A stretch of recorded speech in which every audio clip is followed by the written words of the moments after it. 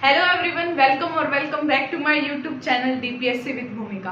I hope आप सभी अच्छे होंगे और मैं भी अच्छी हूँ। तो पिछली वीडियो में हमने कवर किया था हमारी यूसीसी बुक की यूनिट 1। अब इस वीडियो में हम कवर करने वाले हैं हमारी नेक्स्ट बुक, यानी इस वीडियो से हम स्टार्ट करेंगे अपना new unit which is prenatal development के बारे में हम पढ़ेंगे इस यूनिट में। तो प्रीनेटल होता क्या है? प्रीनेटल मीन्स जन्म से पहले, यानी जन्म से पहले एम्ब्रियो और फीटस की जो डेवलपमेंट और न्यूट्रिशन होती है उसे बोलते हैं हम प्रीनेटल डेवलपमेंट। तो चलिए फर्स्ट टॉपिक स्टार्ट करते हैं हमारा। Female reproductive system includes uterus, fallopian tube, ovaries and fertilisation occurs in fallopian tube. Fertilisation is the fusion of genetics to produce a new organism. जो फर्टिलाइजेशन होती है, fertilisation means to genetics का जब fusion होता है ताकि एक new organism को फॉर्म कर सके। छोटे छोटे सेल्स होते हैं, वो कंबाइन होते हैं और फिर पहले तो बनाते हैं वो एम्ब्रियो, देन फीटस और उसके बाद एक बेबी बोर्न होता है। तो this is called fertilisation.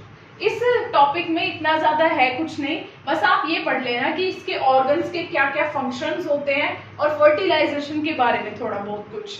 Next topic is care during pregnancy. अब प्रेगनेंसी होती है वो एक मदर में बहुत ज्यादा चेंजेस लेके आती है। उसका सारा जो एनवायरनमेंट है वो चेंज हो जाता है ताकि उसको न्यूट्रिशन पूरा मिल सके। फर्स्ट पॉइंट यही है, उसको न्यूट्रिशन भरपूर मात्रा में देना। उसकी जो डाइट है उसको बैलेंस्ड रखना।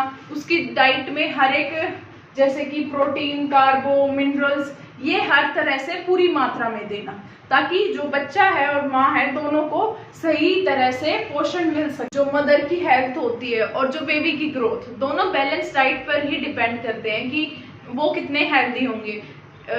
फॉर एन एग्जाम्पल, अगर एक मदर है वो अपनी प्रेगनेंसी में बहुत ही ज्यादा ऑयली फूड खाती है, जंक फूड खाती है, तो उसका जो बेबी होगा जब उसका बेबी बोर्न होगा तो वो अनहेल्दी हो सकता है। ऐसे चांसेस बहुत ज्यादा हैं। तो इसलिए हमेशा कहा जाता है कि प्रेगनेंसी के ड्यूरिंग हेल्दी फूड खाना चाहिए और जितना हो सके जंक फूड को अवॉइड करना चाहिए। और उस हेल्दी फूड में कार्बोहाइड्रेट्स, प्रोटीन और मिनरल्स, इनकी मात्रा ज्यादा होनी चाहिए और ज्यादा से ज्यादा पानी पीना चाहिए। और कहते हैं ना कि जब ड्यूरिंग प्रेगनेंसी कोकोनट वाटर सबसे ज्यादा पीना चाहिए ताकि बॉडी हाइड्रेट रह सके। Next point is disease and disorders. During pregnancy disease और डिसऑर्डर्स हो जाते हैं। ड्यूरिंग प्रेगनेंसी डिजीज और डिसऑर्डर्स हो जाते हैं जो मदर और बेबी दोनों की हेल्थ को इम्पैक्ट करते हैं। जैसे कि फॉर एन एग्जाम्पल एनीमिया हो गया, जिसमें खून की कमी होती है। वो किससे होती है? जैसे थकान होने लग जाती है, बार बार चक्कर आना। तो these are the some symptoms of anaemia. और उसके बाद गेस्टेशनल डायबिटीज, जिसमें मदर का जो ब्लड लेवल होता है वो हाई हो जाता है। बार सिम्टम्स होते हैं इसके, जैसे कि बार बार प्यास लगना, वही चक्कर आना। और मॉर्निंग सिकनेस हो गया। मॉर्निंग सिकनेस में क्या होता है, जो फर्स्ट ट्राइमेस्टर होता है प्रेगनेंसी का, उसमें ज्यादा नोजिया होना, मतलब ज्यादा वोमिटिंग होना। तो these are the some disorders जो आप इसमें लिख सकते हो प्रेगनेंसी में। लेकिन इन डिजीज और डिसऑर्डर से बच के रहना चाहिए मदर को, और उसी का एक ही सोल्यूशन है, उसकी जो न्यूट्रिशन है, उसका जो डाइट है वो अच्छी होनी चाहिए, बैलेंस्ड होनी चाहिए। वही डिजीज और डिसऑर्डर से बचा सकता है मदर को। Next point is smoking and alcohol consumption. Mother को प्रेगनेंसी के दौरान स्मोकिंग और अल्कोहल कंजप्शन बिल्कुल भी नहीं करना चाहिए। This is very dangerous to mother and baby both health. तो कभी कभी ये होता है कि जो बाय एनी चांस मदर है जो स्मोकिंग या फिर अल्कोहल कंज्यूम करती है, तो उसका जो बेबी होता है उसके या तो ब्रेन में कोई दिक्कत आ जाती है या फिर और कोई ऑर्गन में कुछ ना कुछ डेवलपमेंट रह जाती है। तो इससे अच्छा है कि बेबी हेल्दी और न्यूट्रिशन हम पूरा ले और इसको स्मोकिंग और अल्कोहल को कंज्यूम ना ही करे। तो और कभी कभी ऐसा भी होता है कि स्मोकिंग और अल्कोहल के कंजप्शन से मिसकैरेजेस बहुत ज्यादा होते हैं। तो इसको तो बिल्कुल अवॉइड करना चाहिए मदर को प्रेगनेंसी के ड्यूरिंग। नेक्स्ट पॉइंट आता है स्ट्रेस इन मदर। प्रेगनेंसी के ड्यूरिंग मदर को स्ट्रेस ना के बराबर लेना चाहिए, उसको एंजाइटी नहीं होनी चाहिए। स्ट्रेस के कुछ कॉजेज होते हैं जैसे कि हार्मोनल इम्बैलेंस और family pressure, fear of labour और या फिर फाइनेंशियल प्रॉब्लम ऑफ फैमिली। तो इससे जो मदर को है इससे थोड़ा दूर रहना चाहिए, इन चीज़ों को अवॉइड करना चाहिए। थोड़ा बहुत नॉर्मल स्ट्रेस तो चलता है, लेकिन excessive of stress is very dangerous to the health of mother. तो इससे थोड़ा बच के रहना चाहिए मदर को।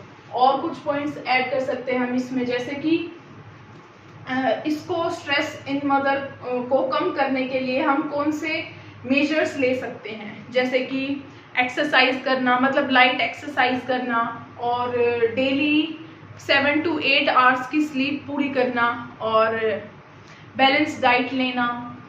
These are some measures which can be taken to remove stress in mother. Next point is age of mother. Age of mother बहुत ज़्यादा मैटर करती है कि वो मदर किस एज में प्रेग्नेंट हो रही है। प्रेगनेंसी के लिए 20 से 35 ईयर्स तक की एज सबसे सूटेबल और सेफेस्ट मानी जाती है। और अगर अर्ली प्रेगनेंसी होती है मींस बिलो 20 ईयर्स, तो उसमें बहुत ज़्यादा कॉम्प्लिकेशंस होते हैं, जैसे कि प्री मैच्योर बेबी हो जाना, और उसका जो गर्ल का या फिर हम कह सकते हैं मदर का जो बॉडी होती है वो अभी पूरी मैच्योर या फिर डेवलप नहीं हुई होती है, तो उससे कॉम्प्लिकेशंस और डिफिकल्टीज ज़्यादा होती हैं। इसलिए एज ऑफ मदर ज़्यादा मैटर करती है किसमें, प्रेगनेंसी में।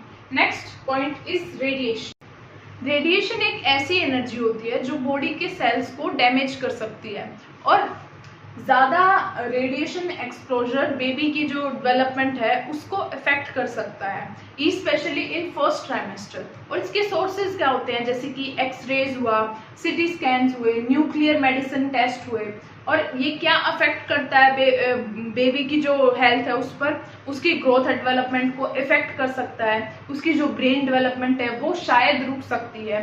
और बर्थ डिफेक्ट्स, जैसे कि जन्म से ही जो प्रॉब्लम्स होती हैं वो स्टार्ट हो जाती है, डिसेबिलिटी का जो रिस्क है वो ज़्यादा बढ़ सकता है, और सबसे इम्पोर्टेंट मिसकैरेजेस का रिस्क बढ़ जाता है, और रेयर केसेस में चाइल्डहुड कैंसर भी हो सकता है। तो these are the some effects which can be caused by the exposure of radiation during pregnancy। तो रेडिएशन को बिल्कुल अवॉइड करना चाहिए, मीन्स कि ज़्यादा एक्सरेज और सिटी स्कैन्स इनको अवॉइड करना चाहिए। अगर आपको ये लगता है कि वो ज़रूरी है तो आप डॉक्टर से कंसल्ट कर सकते हैं इससे करने के पहले। तो नेक्स्ट इज ड्रग्स। अब ड्रग्स तो बिल्कुल भी नहीं लेनी चाहिए, दीज आर वेरी डेंजरस। ये अल्कोहल और स्मोकिंग से भी बहुत ज़्यादा डेंजरस होते हैं। और ड्रग्स का क्या इम्पैक्ट पड़ता है बेबी पर, उसकी जो हेल्थ है वो कहीं से कम होती है। जैसे कि जब बेबी बोर्न होता है तो अगर उसको कोई डिसेबिलिटी है तो उसका कॉज हमेशा ड्रग्स ही होता है। तो इसको हमेशा प्रेगनेंसी के ड्यूरिंग अवॉइड करना चाहिए। और अवॉइड क्या, एक फीमेल को ड्रग्स बिल्कुल भी लेने ही नहीं चाहिए। तो this was all the topic of care during pregnancy and female reproductive system. आप स्क्रीनशॉट ले सकते हैं और उसके नोट साथ साथ बनाते रहिए, और नेक्स्ट टॉपिक को हम कवर करेंगे नेक्स्ट वीडियो में।